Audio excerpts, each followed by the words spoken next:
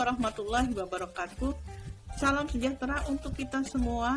Om Swastiastu, Namo Buddhaya, salam kebajikan. Selamat datang di Juna Singgih Channel. Bersama kita merdeka belajar, walau hanya sebentar, kita ubah susah menjadi mudah. Jangan lupa like, subscribe, bunyikan lonceng, dan berikan komentar sopan Anda.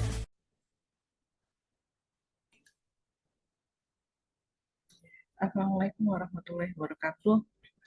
Salam sejahtera untuk kita semua. Om Swastiastu, Namo Buddhaya, salam kebajikan. Kita bertemu di pertemuan yang keempat mengenai analisa laporan keuangan. Apa itu laporan keuangan? Laporan keuangan ini suatu laporan mengenai ada laporan laba rugi, kemudian ada laporan perubahan modal, kemudian ada satu lagi adalah laporan neraca. Nah, satu lagi apabila dibutuhkan yaitu cash flow. Nah, di sini dari laporan keuangan tersebut kita analisa. Nah, inilah yang namanya analisa laporan keuangan. Ya, jadi kegiatan menganalisa yang keempat laporan tadi. Oke, kita lanjutkan. Nanti penting analisa laporan keuangan ya. Jadi misalkan pada suatu periode ada laporan keuangan, kita ingin mengetahui gambaran bagaimana perkembangan keuangan satu perusahaan. Kita perlu menganalisis dari poin per poin dari laporan keuangan itu tadi. Jadi analisis rasio keuangan merupakan dasar untuk menilai dan menganalisa prestasi operasi perusahaan. Jadi bisa digunakan juga untuk menilai kinerja perusahaan. Analisa rasio dapat juga digunakan sebagai kerangka kerja perencanaan dan pengendalian keuangan. Dari mana? Dari historical, dari laporan keuangan, dari tahun ke tahun yang merupakan time series, nanti kita bisa membuat planning di masa yang akan datang berdasarkan forecast. Misalnya, dari 5 tahun terakhir dari rasio keuangan kita bisa prediksikan berarti dengan menggunakan forecast entah menggunakan least square atau yang lain itu bisa digunakan untuk prediksi di masa yang akan datang. Misalnya ini tahun 2023, nah kita akan prediksikan di tahun 2024 seperti apa. Nah di sini setiap orang akan menggunakan rasio keuangan dengan cara yang berbeda. Bagi manajemen, rasio keuangan untuk planning ya, untuk merencanakan dan mengevaluasi prestasi manajemen dikaitkan dengan tata industri. Jadi, apakah si perusahaan yang dia pimpin itu lebih bagus prestasinya, ataukah sama, atau seperti apa? Bagi manajer kredit, rasio keuangan ini untuk membuat satu perkiraan risiko. Apakah si peminjam kredit ini nanti akan bisa mengembalikan atau tidak? Kenapa?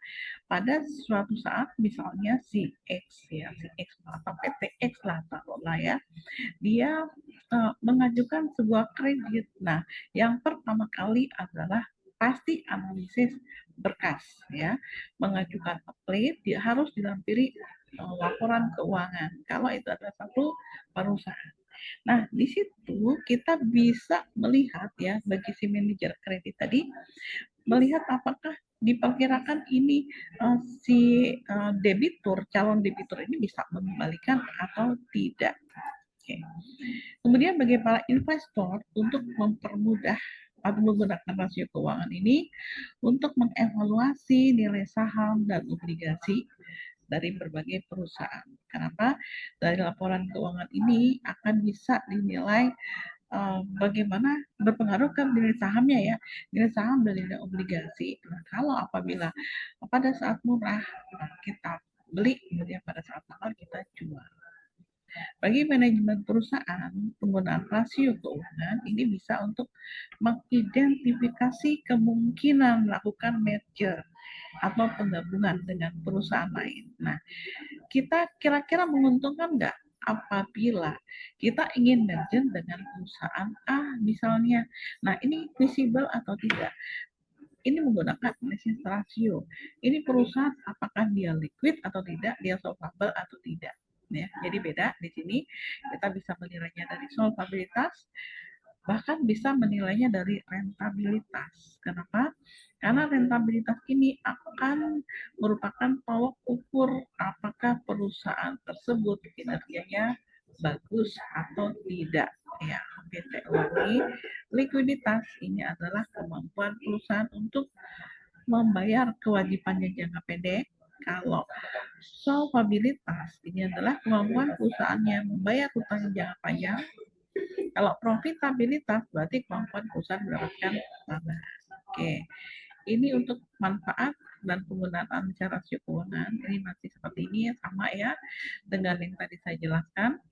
Analisa rasio keuangan bermanfaat untuk dijadikan sebagai alat penilai kinerja dan prestasi perusahaan. Yang tadi saya bilang dari mana? Dari profitabilitas. Kemudian yang kedua, analisis laporan keuangan. Ini analisis rasio ya. Sangat bermanfaat bagi pihak manajemen sebagai rujukan membuat perencanaan, planning. Ini loh planningnya seperti ini. Nah, dari planning ini nanti implementasinya seperti apa? Oke. Jadi kita bisa tahu ya, kira-kira oh di sini kok ternyata likuiditas tiba-tiba terganggu. Nah, kita mulai itu membuat sebuah keputusan, membuat sebuah kebijakan. Kalau likuiditas terganggu, apa yang harus kita lakukan? Misalnya, likuiditas itu kan kemampuan perusahaan untuk bayar hutang jangka pendek. CA per CL misalnya ya. Dari CA itu current asset itu ya. Salah satunya adalah cash effect piutang inventory. Nah, piutang ada di dalamnya. Nah, kita lihat kalau terlalu kecil likuiditasnya berarti mungkin ada di piutangnya gitu ya. Di piutangnya terlalu kecil berarti ditambahkan, atau cashnya terlalu kecil, atau mungkin kita bisa restrukturisasi modal. Artinya apa? Jadi yang misalnya tadinya ada aktiva, nah aktiva yang tidak bermanfaat atau mungkin tidak produktif, kita bisa jadikan menjadi aktiva lancar. Itu salah satu caranya ya. Kemudian yang ketiga adalah analisa rasio keuangan dapat dijadikan sebagai alat untuk mengevaluasi kondisi perusahaan dari perspektif keuangan. Ya, mengevaluasi kondisi ya, apakah kira-kira profitabilitas kita itu besar atau tidak. Nah, kalau seandainya besar, berarti kemungkinan resikonya itu kan kecil. Resiko apa? Resiko pahit seperti itu. Oke, next. Ini macam-macamnya. Ada rasio likuiditas. Ya, likuiditas tadi kemampuan perusahaan untuk membayar utang jangka pendek. Ada rasio aktivitas dari aktivitasnya. Liabilitas ini adalah dari leverage rasionya. Rasio kemampuan menghasilkan laba, ini profitabilitas ya. Ada rasio growth atau pertumbuhan dan rasio penilaian. Untuk yang ukuran ini ya, analisis rasio keuangan untuk ukuran sering digunakan di dalam keuangan adalah rasio, yaitu alat yang dapat digunakan untuk menjelaskan hubungan antara dua macam data keuangan.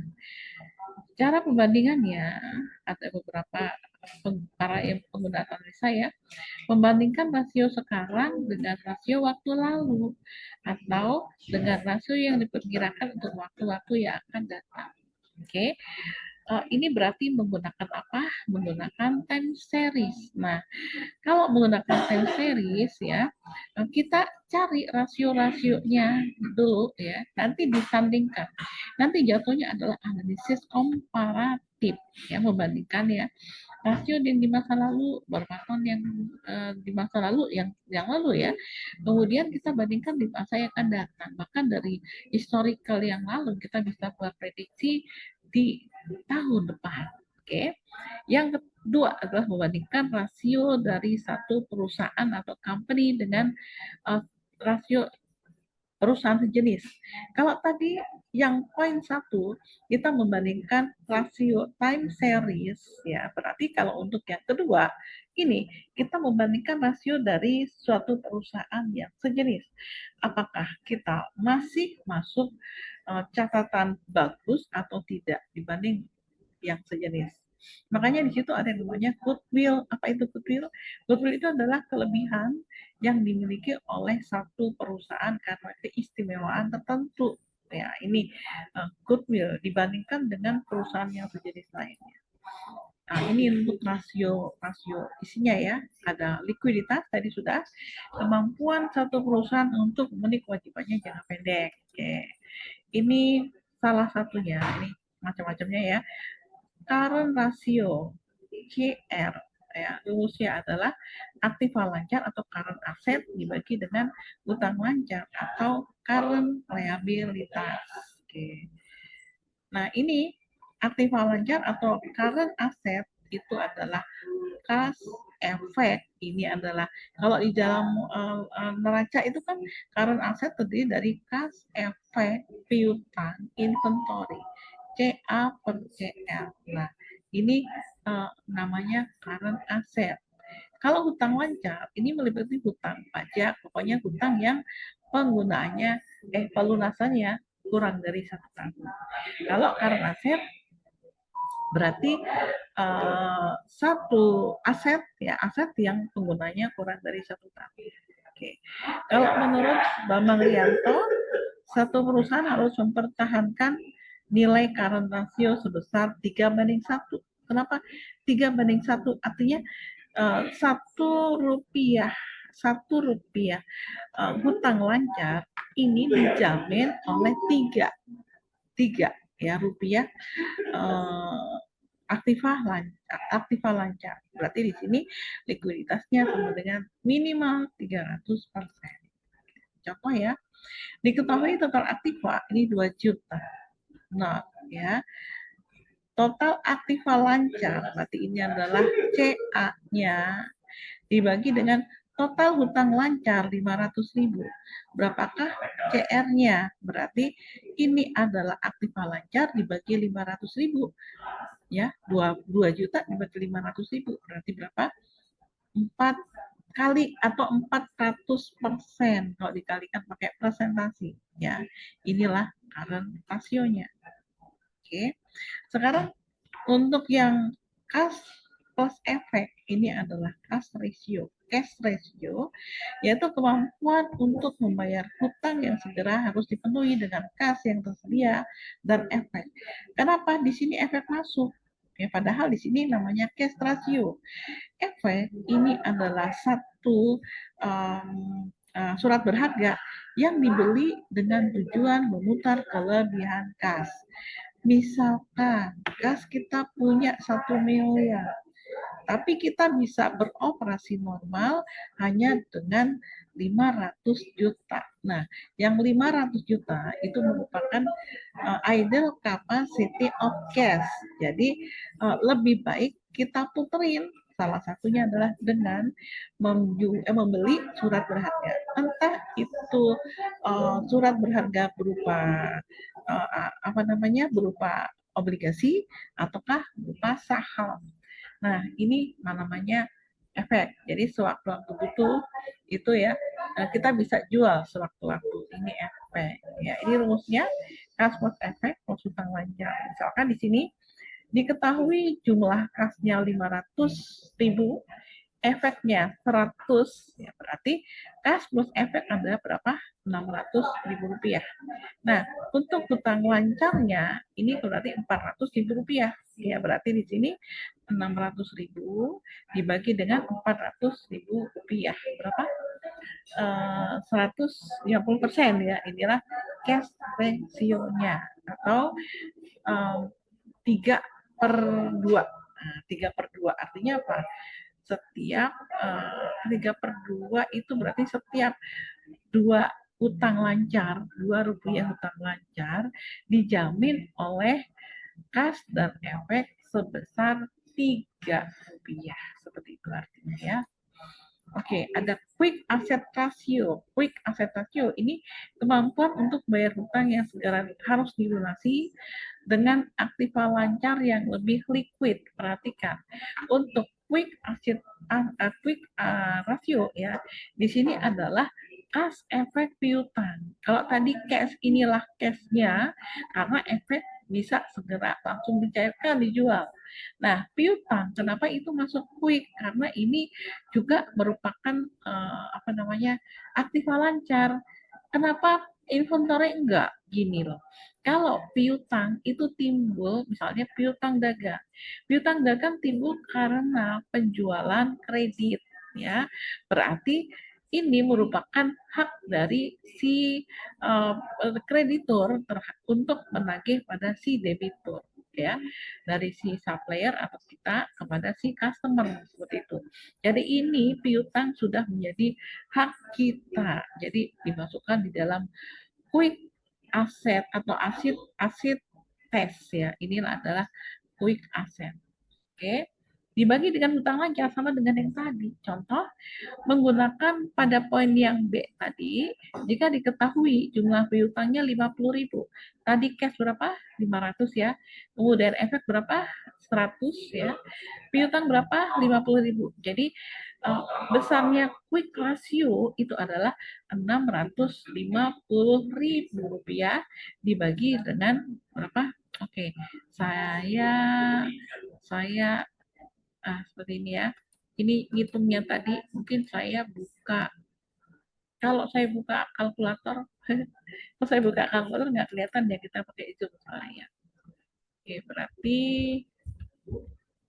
bisa dibayangkan saja ya, bisa ya.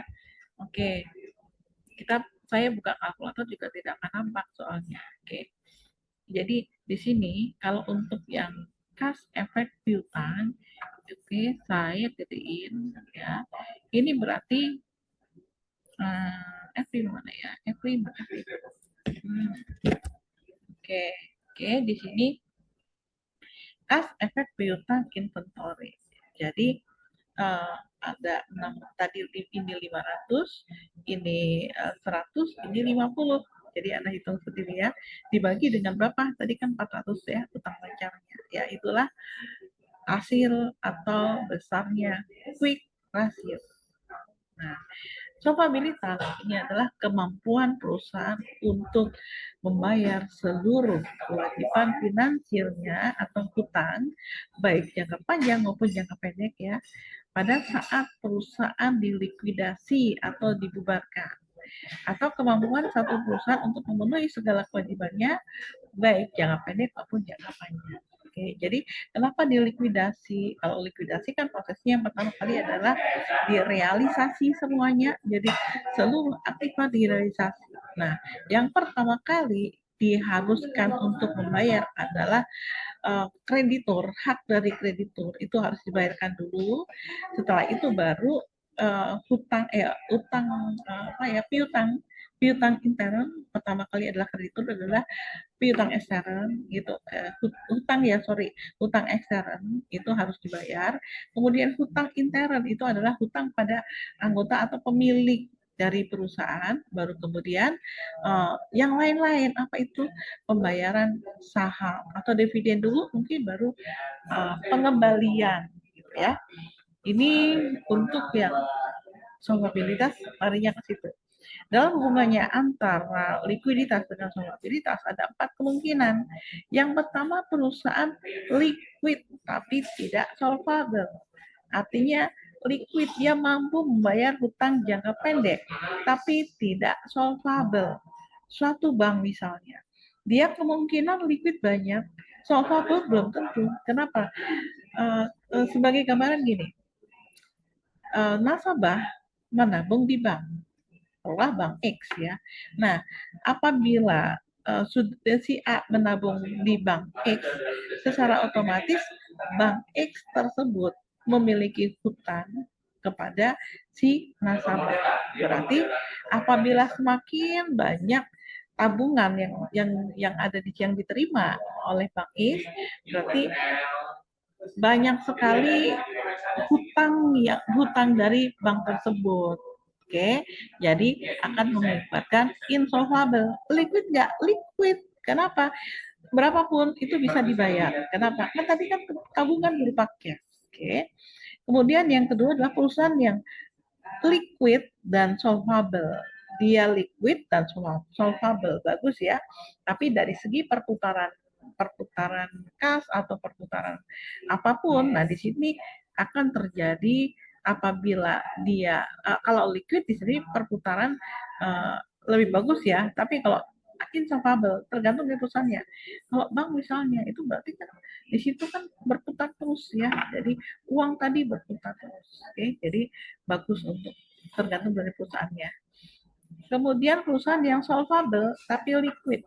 Solvable, dia mampu membayar semua hutangnya baik dalam jangka pendek maupun jangka panjang, tapi tidak liquid. Tidak liquid. Berarti di sini dari mana? Dari struktur modalnya itu yang harus dibenerin ya. Solvable berarti di sini sudah dipastikan solvable tapi tidak liquid. Artinya perputarannya hanya sedikit. Berarti labanya atau profitabilitas itu semakin kecil. Kemudian yang dia adalah perusahaan yang insolvable dan liquid. Jadi dia tidak solvable, juga tidak liquid. Kita harus cermati ya, bagaimana akan bisa untuk beroperasi atau tidak ya. Tidak solvable dan tidak liquid. Perusahaan yang normal itu yang kuncinya adalah liquid dulu. Solvable nanti belakangan ya. Karena apa? Karena untuk liquid, kalau liquid berarti perusahaan bisa menjalankan operasionalnya dengan baik tanpa hambatan. Oke, ini perhitungan solvabilitas ya. Ada debt to asset ratio. Ini berarti di sini total hutang dibagi dengan total aset. Debt ini adalah hutang, to asset ratio ini adalah total aset. Yang kedua ada debt to equity ratio ya. Debt ini adalah jumlah hutang, equity ini adalah modal sendiri. Jadi untuk yang equity modal sendiri itu kan kalau di dalam neraca di sebelah pasifa itu isinya kan ada hutang, kemudian modal, ya kan? Nah, modal sendiri itulah yang dinamakan modal sendiri adalah yang modal tadi. Contoh diketahui aktivanya 450.000, jumlah utangnya ada 300.000. Berapakah besarnya solvabilitas? Kita kembalikan di sini. Jumlah utangnya 300.000 ya. 300.000 dibagi dengan 450.000 ya. Berarti di sini berapakah hasilnya? Berarti ada berapa ya? 152/3 ya kalau nggak salah ya. Tolong koreksi, Anda cek kembali. Saya nggak pakai kalkulator atau apa-apa ya. Jadi 300.000 dibagi 450.000 berarti 2/3. Berarti di sini artinya apa nih? Artinya di sini jumlah utangnya 2, asetnya ada 3. Oke, berarti bagus nggak? Enggak bagus. Ya, artinya utang yang 2 ini utang yang 2/3 ini akan dijamin oleh 3, berarti masih bagus ya. Tapi kalau untuk solvabilitas bolehlah seperti itu, asal liquid itu tadi. Kalau yang bagus berapa ya? 100% enggak ya. Ini rentabilitas, ini kemampuan perusahaan untuk menghasilkan laba. Dilihat dari kata-katanya ya, ada rentabilitas ekonomi atau earning power. Perbandingan antara laba usaha dengan modal sendiri ya, dan modal asing yang dinyatakan dalam persentase. Jadi ada rentabilitas ekonomis, ada rentabilitas modal sendiri atau rentabilitas usaha. Nah, ini contoh ya. Satu perusahaan memiliki atau mempunyai jumlah modal Rp200, terdiri dari 100.000 ya. Jadi yang maksudnya ini salah ya, maksudnya di dalam aktiva ada 200.000, terdiri dari modal. Nah, utangnya 100.000, berarti modalnya adalah selisihnya. Itu yang saya sikapi ya. Kemudian dengan bunga 10%. Oke, berarti tadi kan ada hutang. Mana ya? Nah, ini hutang hutang, masih ke atas ya. Ini adalah bunga dikalikan hutang. Ini ada berapa? Ada 10.000. Oke, kenapa? Karena di sini hutangnya adalah 100.000 dikalikan bunga. Oke, kemudian modal sendiri 100.000.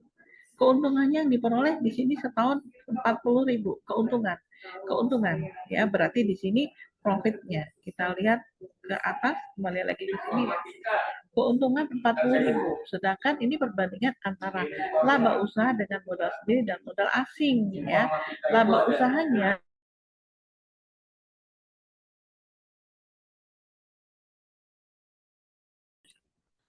oke, kita lanjutkan untuk yang tadi, kasus tadi ya.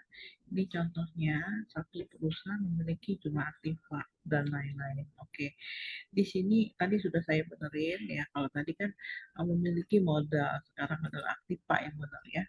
Nih, seperti ini. Perusahaan mempunyai jumlah aktiva 200.000, terdiri dari utang ada 100.000 dengan bunga 10% per tahun ya. Kemudian modal sendiri ada 100.000. Dalam hal ini karena tidak ada kata-kata modal asing yang jelas, di sini modal semuanya adalah punya sendiri. Keuntungan yang diperoleh selama 1 tahun 40.000, apakah besarnya rentabilitas ekonomi dan apa artinya. Nah, di sini ketahui aktivanya ada 200.000, kemudian utangnya 100.000. Jadi di sini kalau kita ingin tahu modalnya adalah aktiva dikurangi dengan hutang. Karena apa? Karena di sebelah pasiva di situ terdiri dari hutang dan modal. Oke, berarti di sini modalnya terdiri sebesar 200.000 dikurang 100.000. Jadi ada 100.000. Nah, kemudian di sini utangnya 100.000, tapi bunganya 10%. Berarti dalam artian ada ya interest cost atau biaya bunga sebesar 10% kali 100.000. Jadi ada 10.000 rupiah. Nah, kalau keuntungannya ada 40.000, seperti ini tadi kan keuntungannya ada 40.000, maka laba bersih. Ya, laba bersih berarti net operating income ya, artinya setelah dikurangi biaya bunga, ini berarti laba bersihnya adalah 40.000 dikurangi 10.000, jadi ada 30.000 rupiah. Nah, sekarang rentabilitas ekonominya berapa? Ini adalah rumusnya, laba dibagi modal. Laba di sini, kalau rentabilitas ekonomi adalah laba bersih ya, berarti ada 30.000 ini ya, dibagi dengan 100.000, jadi ada 30%. Artinya perusahaan mampu menghasilkan laba sebesar 30% dari modalnya. Nah, sekarang bagaimana apabila ada PPH 12.000 rupiah ya, berapa rentabilitas usahanya? Berarti di sini hitungannya adalah earning after tax atau pendapatan setelah pajak ya. Earning after tax sama dengan 12.000. Sini 12.000 rupiah. 120 kebanyakan nolnya ya. Nah, berapakah rentabilitas usahanya? Nih, berarti di sini rentabilitas usaha ya. Ini rentabilitas usaha sama dengan ya tadi earning after tax-nya ya. Jadi ada EAP dibagi dengan modal sendiri. Sini. Modal sendiri salah dulu ya. Nah, berarti kalau di sini untuk modal ini hanya punya sendiri, berarti kita bisa hitung langsung ya sebesar tadi earning after tax-nya, tadi salah yang ini ya. Untuk earning after tax ini sama dengan kalau tadi interest-nya ada 30.000 setelah dikurangi interest atau bunga, berarti sama dengan 30.000, ini belum dihitung lagi ya. 30.000 kemudian dikurang dengan 12.000 rupiah. Jadi inilah earning after tax yang menjadi hak dari si pemilik sebesar berapa? 12.000 berarti 18.000. Oke. ini 18.000 rupiah. Nah, untuk rentabilitas usaha berarti di sini sama dengan 18.000 begini dibagi dengan modalnya berapa? Modalnya itu ada 100.000. Oke. Jadi berapakah rentabilitasnya? Mepet banget ya, nggak apa-apa ya. Rentabilitasnya berarti sama dengan harganya berapa ya? 18% gitu aja. 18%. Kenapa? Kan di sini tiganya dicoret ya. Jadi 18% sama dengan 18%. Oke. Selanjutnya ini ada latihan soal. Oke, latihan soal di sini. PT ABC ini adalah neracanya. Kemudian ada lagi di sini ada laporan laba rugi. Nah, yang ditanyakan adalah ini. Ya. Contoh, kita lihat current ratio ada berapa. Nanti lanjutkan di rumah ya sebagai tugas. Nah, di sini current ratio itu CA per CL. Ini kan CA dibagi dengan CL. Kita lihat CA-nya berapa. CA adalah current asset. Kas efek piutang. Nah, di sini total ya. Ini adalah total aktiva lancar. Ya, CA. Current asset berarti totalnya adalah ada 1892. Oke, ini kita copy, takutnya salah. Oke, berarti di sini CA-nya adalah sebesar ini. Saya copy. RT, Ctrl V. Ya. Ini adalah CA. Nah, CL-nya berapa? Berarti ngambilnya dari mana? Dari neraca. Ya. CL, kita lihat total hutang lancar ada 931. Oke, saya copy juga biar nggak salah. Takutnya saya tipu ya. Berarti ini dibagi dengan ini rupiah titik ya, Ctrl V ya, 931. Nah, hasilnya berapa? Berarti ini ya, A, ya. Harusnya B, ini A, B. Oke. Ini saya undo aja. B-nya adalah cash ratio. Oke. Di sini sama dengan ini B-nya harusnya. Oke. Sama dengan ini B. Atau hilang. Ya, seperti ini ya. Nanti dibeli lagi deh. Berarti CA per CL. Kalau kita hitung di pakai kalkulator, oke, kita munculkan. Coba, saya nggak tahu muncul nggak di sini kalkulator ya. Karena nggak muncul. Kalkulator dirimu muncul ya. Jadi sama dengan nolaknya oke 1892 dibagi ya 931 rupiah. Nah, jadi ada 2,032. Oke. Berarti di sini sama dengan 2,0322 atau kalau kita menggunakan persen berarti ada 12 berarti mundur ya 203% di sini 203,22% mana ya persen. Nah, seperti ini adalah current rasionya. Cash rasio dan seterusnya silakan Anda kerjakan sendiri ya. Sampai di sini. Assalamualaikum warahmatullahi wabarakatuh. Swastiastu, salam budaya, nama budaya, salam kebajikan. Sampai jumpa nanti di pertemuan yang kelima.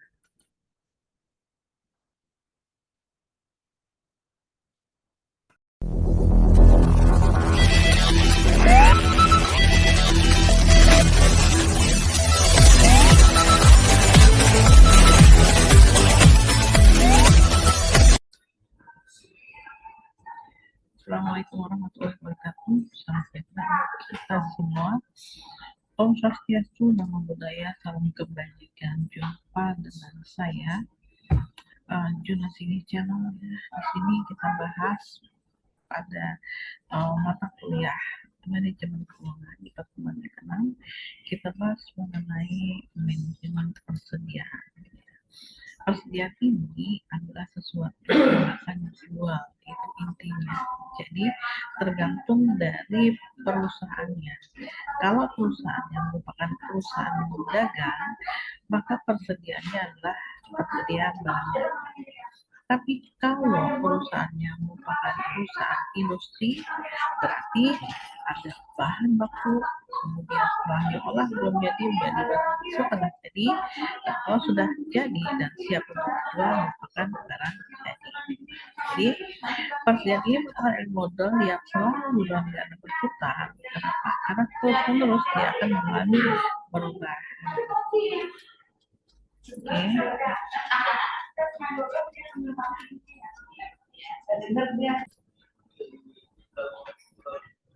Persediaan merupakan elemen utama dari modal kerja, karena yang pertama, persediaan ini memiliki jumlah yang paling besar dibandingkan modal kerja lainnya. Kenapa?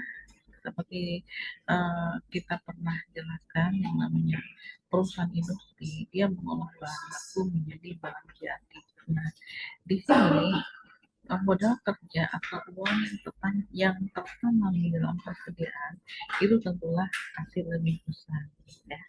Kemudian aktiva yang selalu dalam keadaan berputar, di mana terus-menerus akan mengalami perubahan. Kenapa?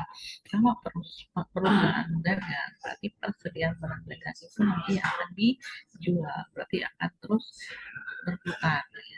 Kemudian tingkat likuiditasnya paling rendah. Kenapa? Di antara modal kerja itu ada cash, efek, piutang, inventory. Cash yang paling liquid. Kenapa? Suatu waktu bisa untuk dipakai, ya. Kemudian efek ini juga penting, ya, lebih liquid daripada persediaan. Kenapa? Karena efek adalah satu surat berharga yang dibeli dengan tujuan untuk memutar kelebihan kas, ya. Jadi pasti bisa dijual sewaktu-waktu, ya. Kemudian piutang ini adalah hak kita untuk menagih, berarti sudah menjadi hak kita. Makanya di sini likuiditasnya lebih tinggi dari inventory. Tapi kalau inventory itu belum terjual. Jadi untuk bisa membeli sesuatu, nah itu tingkat likuiditasnya. Berarti inventory tadi harus terjual dulu, tidak seperti yang lain, ya. Kemudian macam-macam persediaan tadi sudah, ya, ada barang dagang. Kalau itu namanya perusahaan dagang, ya. Kalau perusahaan industri berarti ada persediaan. Oke. Nah, untuk faktor penentu besarnya persediaan ada lead time, namanya masa tunggu bahan yang dipesan datang. Jadi kalau misalnya lead time-nya 1 minggu, selama 1 minggu ini persediaan itu kira-kira dibutuhkannya berapa? Kemudian pretensi penggunaan bahan selama 1 periode, kemudian ada jumlah dana yang tersedia, ya. Kenapa? Karena perusahaannya hanya bisa cash and carry, artinya dia hanya boleh membayar cash, belum ada kerjasama atau apapun dengan supplier, berarti di sini tergantung dari jumlah dana yang tersedia. Jadi kalau dananya kecil, kalau harus cash and carry, dia tidak punya link untuk tempo misalnya, berarti di sini kita harus berpikir lagi, ya, bagaimana caranya biar dengan dana yang ada kita bisa menyediakan persediaan yang memadai. Kemudian daya tahan bahan persediaan, ya. Jadi apabila daya tahannya itu hanya sebentar, sedikit, ya, jadi cuman expirednya 1 bulan, berarti kita nggak boleh yang namanya kita menyetok, ya, persediaan selama 1 bulan. Kenapa? Resikonya terlalu besar. Oke, ini biaya persediaan optimal. Ini ada sebenarnya biaya pengelolaan persediaan, ada biaya pesan, ada biaya simpan. Nah, yang namanya optimal apabila biaya pesan sama dengan biaya simpan, ya. Nah, apa itu biaya pesan? Ini semua biaya dikeluarkan dalam proses pemesanan suatu barang. Jadi meliputi biaya selama proses pesanan ya, kemudian biaya pengiriman permintaan, biaya penerimaan dan pengecekan barang dan penimbangan, biaya penempatan bahan ke dalam gudang, biaya proses pembayaran. Nah, untuk yang biaya pesan dan juga biaya simpan, perhatikan kalau Anda main di ekspor impor, berarti ada namanya cost, price, and insurance. Cost insurance CIF ya, cost insurance and price. Nah, ini berarti kita harus hati-hati dalam melihat ya apakah di situ biaya pemesanan itu siapa yang tanggung, biaya simpan siapa yang tanggung ya. Oke, next di sini untuk biaya simpan nilai cost yang tadi saya bilang ya. Jadi ada misalkan ada main di sebuah ekspor impor, di situ berarti ada CIF, cost insurance and tax ya. Nah, di sini biaya simpanan meliputi biaya sewa gudang. Kenapa? Ini juga sewa gudang yang mana? Kalau kita pesan itu kan kalau untuk di luar negeri ya, kalau misalnya sudah pesan kemudian disimpan di gudang sana, atau mungkin simpan di gudang yang di bea cukai. Misalnya kita ngirim pakai di lewat Tanjung Priuk ya, berarti di sini kemungkinan di situ ada yang namanya biaya simpan, jadi sewa gudang tadi. Kemudian biaya pemeliharaan bahan yang ada di gudang ya. Contoh untuk yang wash misalnya ya, saya sebutkan ya. Nah, di sini untuk menyimpan persediaan dan memelihara persediaan es krim berarti dibutuhkan satu satu freezer ya, berarti di freezer itu juga ada yang namanya listrik, ada biaya listrik ya. Kemudian yang ketiga adalah biaya modal, ini misalnya bunga ya. Kita membeli bahan baku dengan menggunakan hutang, berarti di sini ada biaya bunganya. Biaya asuransi yang tadi cost insurance and price tadi. Kemudian biaya keusahaan barang atau kadaluarsa dan biaya penurunan kualitas. Jadi kalau kira-kira barangnya cepat kadaluarsa, berarti jangan sampai disimpan terlalu lama di gudang.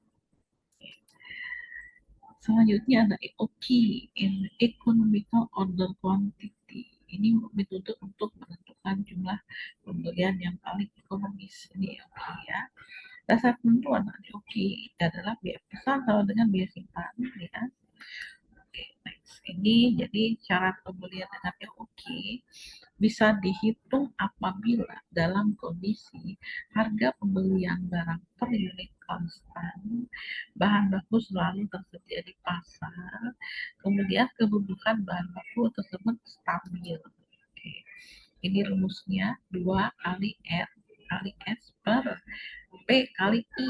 Nah, R-nya adalah jumlah unit yang dibutuhkan, ya, kemudian S-nya adalah biaya pesannya yang paling pesan, P itu price harga, I adalah biaya penyimpanan dan pemeliharaan.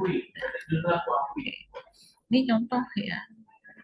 Ini adalah saya geser dulu. Nah, kelihatan ya.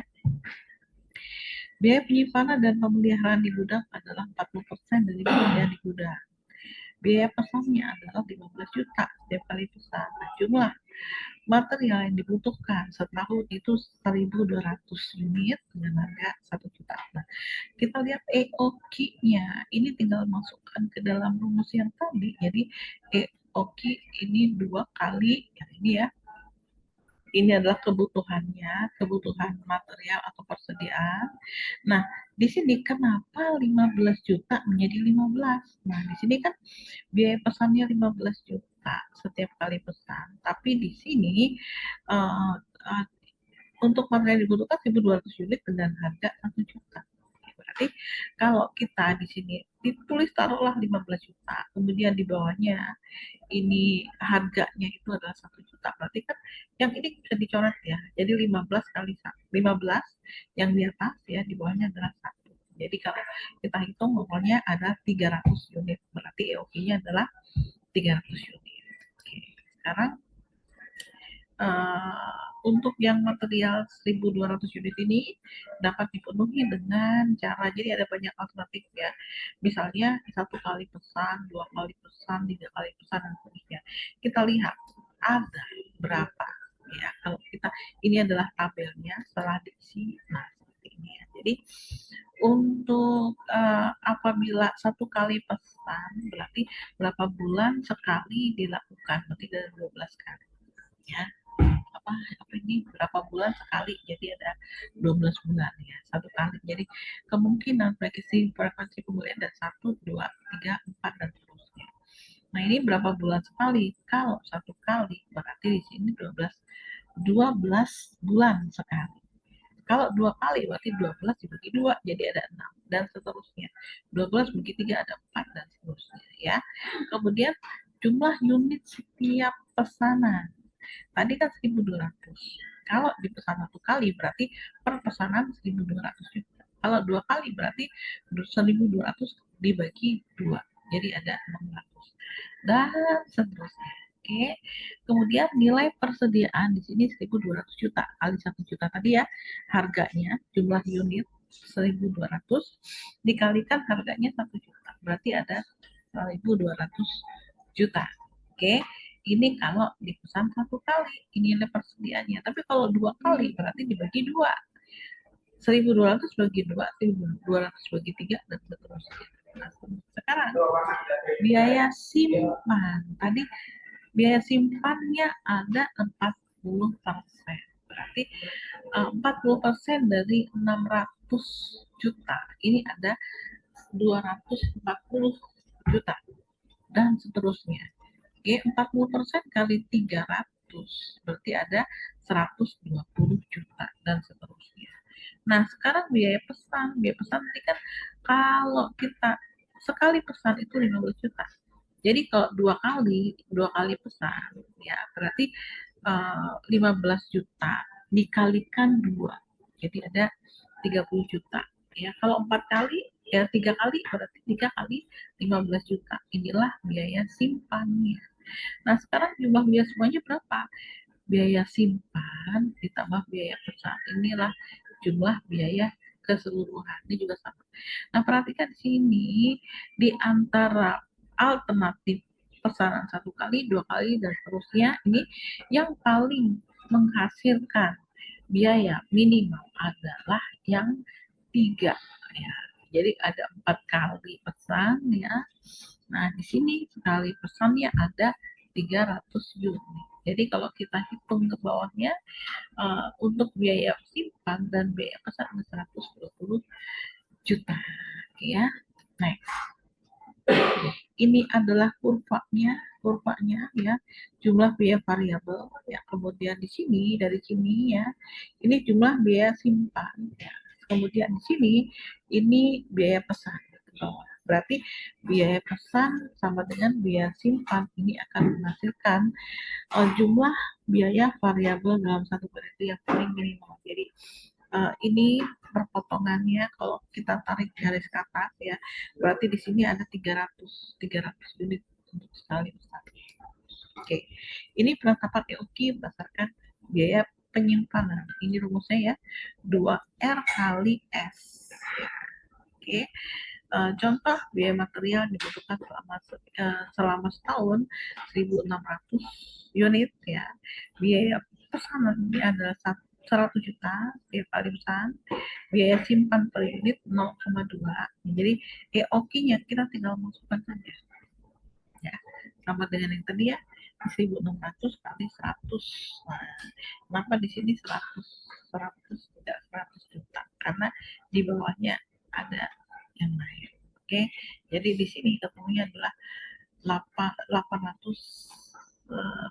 juta, 800 juta.